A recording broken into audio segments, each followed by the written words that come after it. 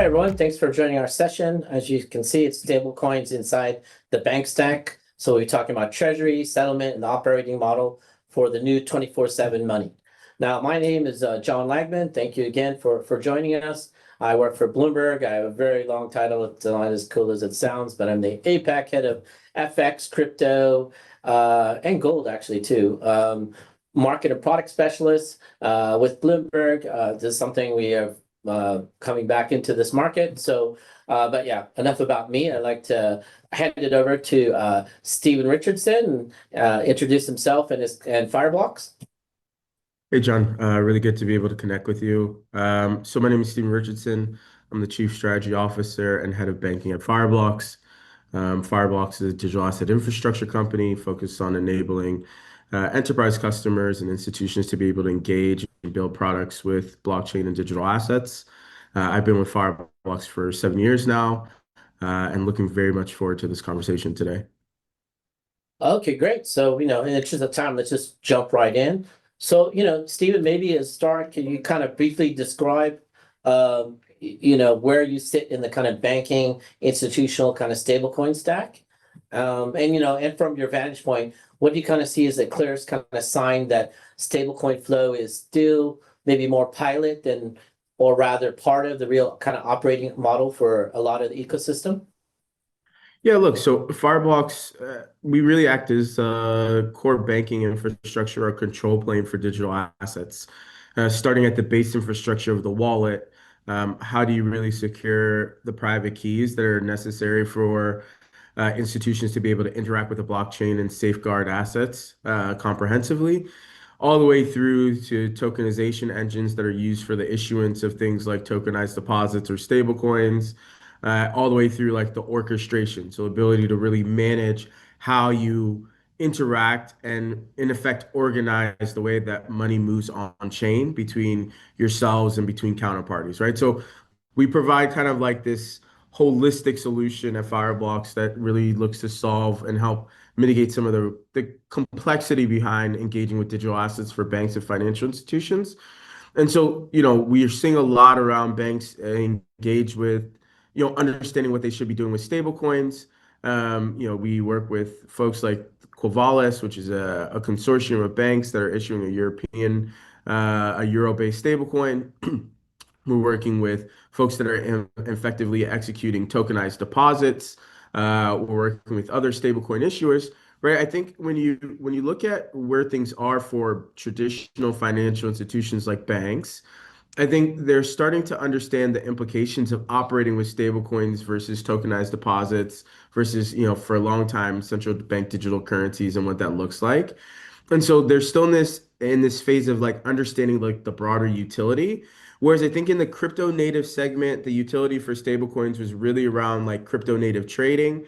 And then in payments, we're seeing like the utility of stablecoins for things like cross-border transactions and remittances, right? And we're seeing a lot of growth, like the volume of those PSPs and payments providers utilizing stablecoins has grown significantly. Where we are in banks is that we're still having banks determine and develop the underlying infrastructure that they even need to interact with stablecoins and on-chain assets, right? A lot of banks in the past had built infrastructure that focused on private blockchain networks or highly vertical infrastructure where assets would come into the bank and would never leave.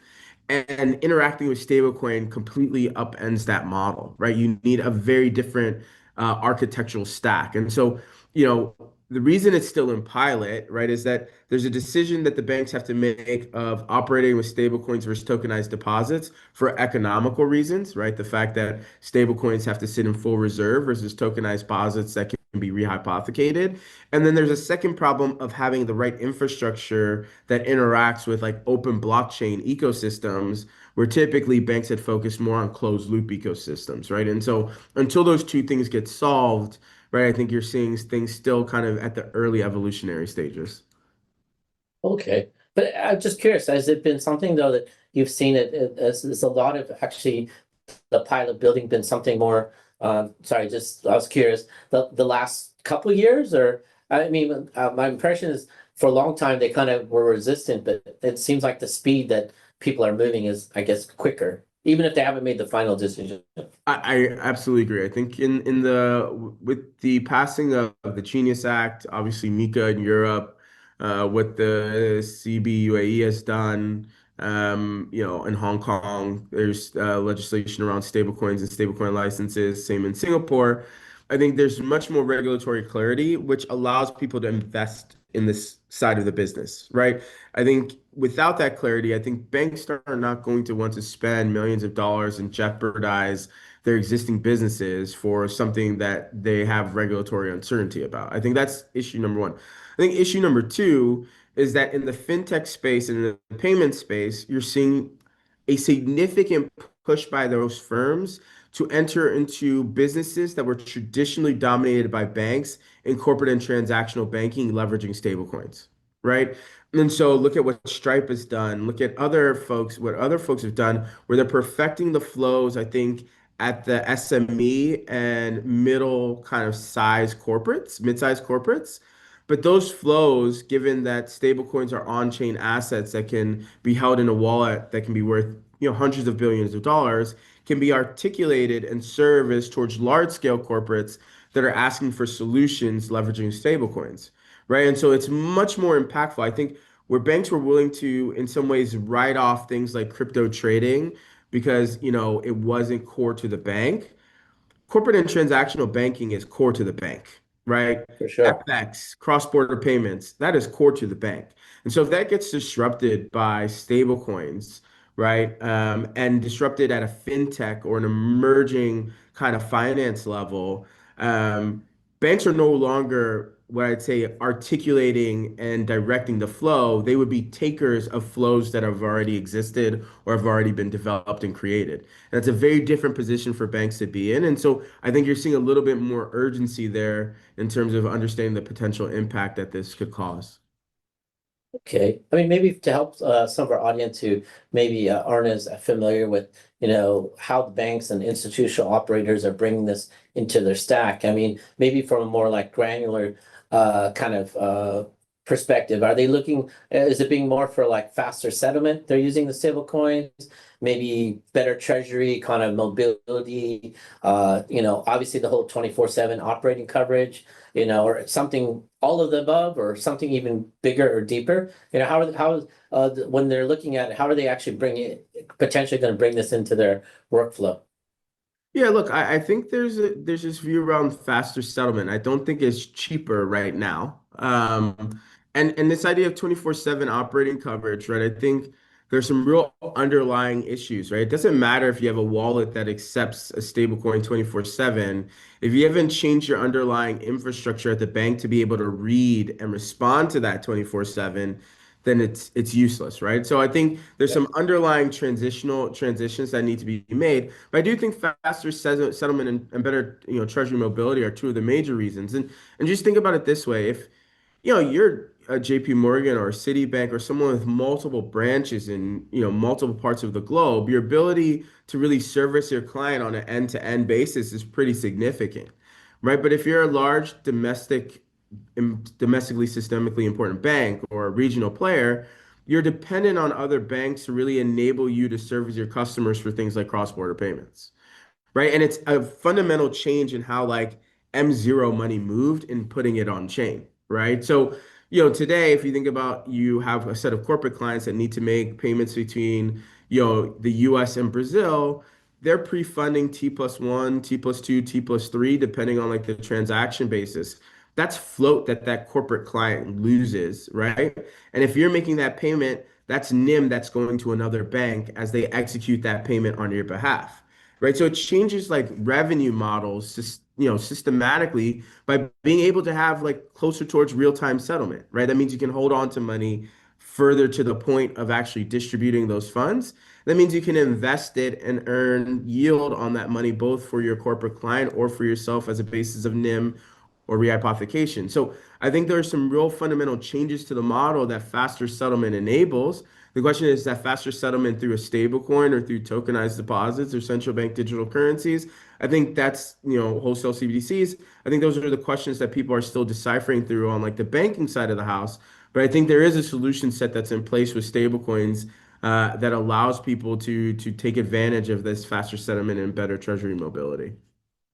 I mean, you talked a lot about obviously tokenized deposits, stable coins. I mean, maybe in some ways people look at it kind of like one versus the other. But when you look at say that those two, maybe things like RTP, FedNow, even just correspondent banking or internal kind of ledgers. I mean, do you see those other specific jobs that kind of belong to each one within that wider kind of bank ecosystem of different parts like payments, et cetera? Yeah, look, I think when you think about like RTP and FedNow, those are like domestic payments rails that help link payments between banks within, different jurisdictions. And you have them, in Brazil, you have them in Europe, and it's a way for money that's managed at the central bank to be able to move and effectively move between member banks, right? Like that is kind of what it does. And generally, those are pretty quick and they're very strong domestic payment systems, et cetera. I think when you're looking at things like tokenized deposits, I think there's been historically, let's say, a technology debt that banks have, right? Especially if you have banks with multiple subsidiaries, right? So the idea of a tokenized deposit to me for banks that are like operating within, let's say, one state or one region without multiple subsidiaries, I don't necessarily think that makes a lot of sense, right? But I think when you're starting to think about you have multiple subsidiaries within different countries and you need to settle among those subsidiaries, and you have a technology debt, right, within your core infrastructure that you'd have to overcome in order for you to use some like database for the management of those funds. I think tokenized deposits become a very interesting thing, right? Because it allows you to settle on chain between entities that you have comprised of yourselves and basically enable what becomes like a pretty smooth 24/7 operating basis for moving funds, right? I think tokenized deposit tokens are a little bit different in terms of like operating across banks. And then I think stablecoins are the open ecosystem alternative, right? Because I think tokenized deposits, you have to accept because they are rehypothecated assets, same as deposit tokens, you have to accept the credit risk of the issuing institution. The idea of a stablecoin that's fully funded and fully backed based off of, either tokenized treasuries or other liquid, yield-bearing assets becomes a very interesting play. It basically becomes the public version of commercial bank issued money, right? So what I think becomes an interesting play is that stablecoins operate in a non closed environment, right? USDC and USDT can go across wallets, whether or not you belong to a member bank or not, whether or not you can connect to a different exchange or not. They can be sent to anybody and stored and held as value, right? And so that is the role that I think stablecoins play in terms of like cross-border settlement, right? The issue that you have today is that if I have a tokenized deposit and it can only go between my bank and my bank subsidiaries, then someone that receives that tokenized deposit needs to be onboarded to me as a bank in order to redeem that for fiat. Same can be said for like a closed loop deposit token. The fact is that a stablecoin, because of by virtue, or at least in a very liquid stablecoin like USDC and USDT, by virtue of the fact they can go to any wallet and that user can go to basically any exchange or an OTC and be able to redeem that for their local currency fiat, makes it a very strong open ecosystem settlement utility, right? And that's where I think the difference between stablecoins are today and like some of the other assets that we're seeing. The same way as if I have $100, right, of physical dollars, by virtue of what's backing it, right, so long as I have that, generally I can find liquidity for that via FX channels at a currency exchange or with someone that's willing to take that and provide me fiat on the other side. So I think that is where stablecoins are very different in their approach compared to like, what we talked about earlier. Yeah. Given that different, that they have to be on that different approach, is there anything that can, I guess, plug into current stacks to kind of make that stablecoin flow become even more real institutional money movement? Rather than this particular, I won't call it special case, but this, to basically compete against the other things like tokenized deposits, et cetera. Look, I do think already, like, I mean, outside of like, City Token Services and Connexus, I mean, the use case around tokenized deposits is not that scaled out of those two institutions, right? So, I mean that is the truth. I think stablecoin volume today is being used to settle a pretty significant amount of transactional volume. Look at what, again, I'll reference Stripe and other PSPs are doing in the space leveraging stablecoins. I think obviously the big concern for banks has always been, what to do with these on a yield basis, right? Because again, they need to stay and be held. It doesn't have the same commercial model as tokenized deposits where it can be rehypothecated. But I do think that's where the benefit of what we're seeing in terms of like some of the tokenized RWAs come in, right? So the idea that you can take USDC and directly real-time allocate it or subscribe to BUIDL or to Franklin Templeton or to Ondo is a great thing in terms of how financial institutions can come in and orchestrate yield management on chain, leveraging stable assets, right? And it's a new product line and offering that fits very similarly to what banks do today. So I think there are like, whereas maybe a year ago, there weren't enough solutions outside of the idea of stablecoin acceptance and like on and off ramping. Those are the two things that basically banks could do to like operate in this space. I think you think treasury management and orchestration is an area that they can play in and start to build basis around on-chain FX is becoming one. And then like on and off ramping and stablecoin acceptance and custody becomes another layer. And like once everyone builds that like new product suite for like on-chain money, I think that's an area where we'll see banks start to compete and where things will start to scale. Okay, great. So, obviously we've talked about many great points about stable coins, all the benefits and where things are going. But maybe from more practical day to day, from what you've seen, either directly or from your large, diverse client base, where does implementation usually stall first? So you find it's more like liquidity, approval design, some kind of reconciliation, I don't know, accounting, client onboarding, or some kind of compliance thing? I mean, is there certain areas you found tends to be where things tend to stall at first? John, can I say all of the above? Would that be a good answer? No, I Yeah. mean, All above, you look, can add more too if it's not I, enough. I think we find more and more problems just generally as we go. But look, I think they're all relatively solvable, right? I think it's dependent on the first. I would argue the biggest problem is for a long time, digital assets was kind of moved towards like this fringe of like speculative trading, right? And so people didn't Yep. pay attention to the utility of the blockchain itself to disrupt business models outside of the fintechs and some of the upstarts, right? And so the first big issue is actually getting the bank to understand the utility of the technology itself and how it can impact them. And we're seeing that in AI as well, right? Like, you could use Claude to just like help you write an email, or you can connect it via your MCP and like actually build real, agents that allow you to get leverage on the activities you do. Right? I think it's the same thing with blockchain. It's like, well, we could look at it as only speculative activity, or we could understand the real utility of the technology and how it can help us orchestrate and really build new products and services and develop those. So getting the bank up to speed is probably like issue number one. I think issue number two is like understanding like the association of risk aligned to um, operating in digital assets, right? Which is like, how do you enable people to understand the KYC, AML rules, how you can use tools like chain analysis and elliptic for real-time monitoring, understanding things like travel rule and technology behind that, and like solving that compliance and risk problem because again, most of the bank gets paid to mitigate risk. They don't get paid to like Yep. make money. They actually get paid to prevent risk of money loss or falling into the wrong side of the regulator. And so their ability to understand the business models and how they mitigate risk traditionally leveraging new technology is like the next biggest thing that people have to solve for, right? And there are those solutions out there. I actually say the interesting thing about things on blockchain is you can actually see every transaction. So your ability to actually monitor and observe risk and manage to compliance rules and leverage AI and different tooling there is greater than what we've seen before, right? So, there's a lot of area to really solve those problems that people are concerned about, but getting compliance and risk teams up to speed and on board and comfortable with operating with blockchain and digital assets is like probably the second biggest problem like we see.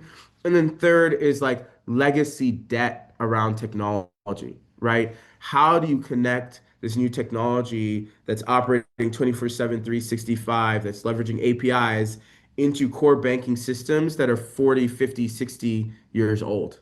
Right? And what does that mean? Do you run like sidecars? Do you run parallel ledgers? Do you actually go through and create or go after entire new core banking systems? Do you do entire revamps and modernization? Like that's a very big, problem. And that problem is not only a problem because you have two things, right? You have the fact that you have to, there's revenue that's to be gained from this process, but there's Yep. also cost that's associated with building to this process, right? So the question you're going to have to ask yourself is, okay, I have a core banking system that operates today that has this kind of revenue, and then you're telling me that in order to like operate with digital assets, I have to execute or spend X millions of dollars more, right? So I'm actually running two systems that are costing me money. How much revenue am I going to get on the other side, especially as this is like a growing Yep. and emerging segment? And so like developing that business case and helping people understand like where the impact is coming from and where the competitions and threats are coming from, especially from emergent players, right? And what that Yep. means to like the bank's underlying revenue models and like their core businesses. Like that's a third piece to think through as far as like, getting things across the line as well. One thing I was thinking when you were saying that, even if you can convince all these people the benefits and how it can be done, one thing I even like certain fintech companies, and I won't say who, and I don't want to get fired or anything like that. Sometimes there's too much vested interest that's just like, well, if they get rid of my old system, they don't need me. So they're just fighting tooth and nail, like, nah, this won't work. This won't work. Yeah, Yeah, look, I think we try to obviously, for us, we try to spend a lot of time with people that have like own the P&L and own the basis that that disruption that's coming from outside, right? They'll be yeah, responsible for understanding how to mitigate that, right? And I think you bring people along the curve, right? There are people that will understand this technology better, and in the same way, they'll be like very useful resources to like the companies that they operate within. So we encourage people to like dive in the same way as you want to dive into AI, because if you understand it, if you understand how to use it, and understand how to harness the value of the tool,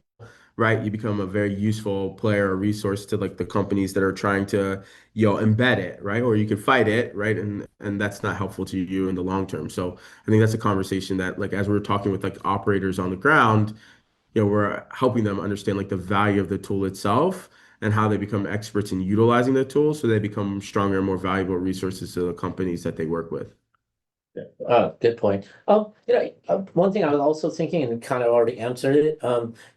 For a bank, let's say there's some bank, in the audience right now, and they want to add stable coins without kind of, as you said, creating maybe a side kind of workflow. What would you say has been your experiences you should do to integrate or redesign first? Is there certain technical steps you think for someone that wants to do this that they should start out with? Look, I think the first is understanding like what is the product and the value that you're providing to your customer, and then that understands like the workflow basis that you're leveraging stablecoins to do. Right? Integrating stablecoins for the sake of integrating stablecoins is not that valuable. Integrating stablecoins is a part of like a broader product basis. Like that's what we think about. So actually, what is like the product going to look like, and how's like what's the operating model for that product is key, and like how does it work? And I think then understanding what are the base infrastructural elements, whether that's like wallet infrastructure, what are the right kind of APIs, whether or not you have like what we call like some level of like a intermediation layer between your core banking system and the wallet infrastructure, that becomes key. And who's going to provide that kind of information. And then it like I think the easiest way to kind of think about it is like adding like a new currency to your core banking system. Like what are the implications of adding that in terms of how the system reads and understands the activity related to that currency, in that case, like a stable coin or otherwise, and understanding like the impacts to like the underlying core banking infrastructure to be able to do that, right? So, I think that's kind of like the technical process like we work through.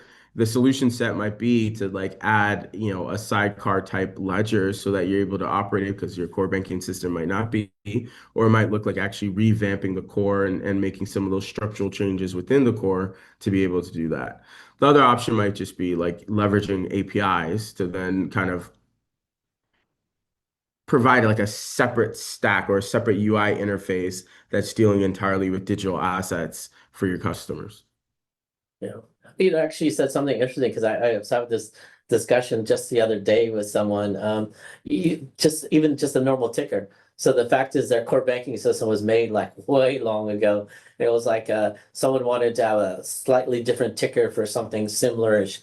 And it was like, wow, the work that would need to be done would be monumental in scale and stuff, which sounds easy, but at first thought you think, oh, but no. But sorry, it's just something. No, no, you're absolutely right.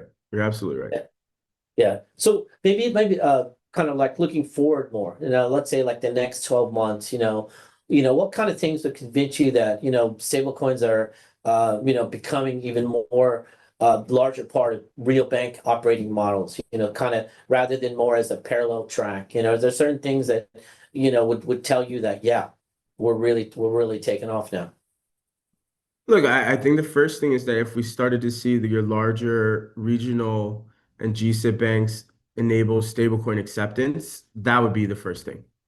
Like just the idea that a customer or corporate client can receive stablecoins from an ecosystem and store those with the bank Mhm. as another part of their treasury basis, I think that would take things out of the innovation track. Because today, people are still experimenting at the sides, but the day that like your large banks, right, say, hey, listen, you can get paid in USDC and hold it in Bank A as a basis of treasury, I think that's like first. I think as more banks actually start doing stablecoin payouts, right? So allowing people to take money from their DDA accounts that are fiat, mint into a stablecoin, and then make a payment out to a vendor or to another participant. That becomes important. Now, the reason is because banks need to interact generally with other VAS or other banks, right? So that means that there's starting to be this development of like a network in which banks are able to send stable coins amongst themselves with the right messaging, with the right like compliance and AML that's required at a bank level to do that. So if you start seeing banks between the United States and Brazil, between Brazil and the UAE, between the UAE and Australia and Southeast Asia, all of a sudden start basically taking physical fiat into DDA, converting them into stable and making a payout to another bank or another VAS, right? I think you're starting to get out of the innovation track because really you're moving real money that have real risk and regulatory like overhead, right? And real revenue associated with those. So I think when we start to see that and this kind of like development of this kind of bank to bank network, right? Obviously, there's organizations like Swift and what they're doing,